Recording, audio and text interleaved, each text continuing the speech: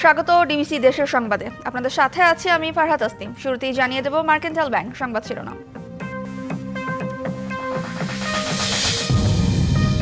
ঢাকা খুলনা ও ঢাকা বরিশাল মহাসড়কের গোপালগঞ্জ অংশে ৬ মাসে প্রাণ গেছে ৫৮ জনের।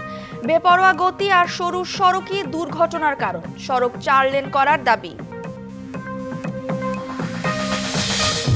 কমতে শুরু করেছে ফেনীর মুহুরী নদীর ও নিম্নাঞ্চলের পানি। ফুটে উঠছে ক্ষয়ক্ষতি। এখনো পানিবন্দী কয়েক গ্রামের মানুষ।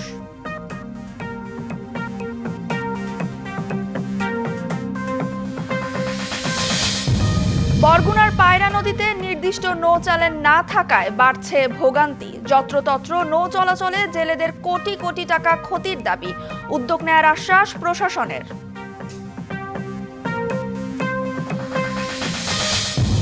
এবং সড়ক ও জনপথের সাথে সিটি কর্পোরেশনের সমন্বয়হীনতায় বন্ধ খুলনা নগরীর উন্নয়ন কাজ। প্রকল্পের জন্য বরাদ্দ টাকা ফেরত যাওয়ার শঙ্কা।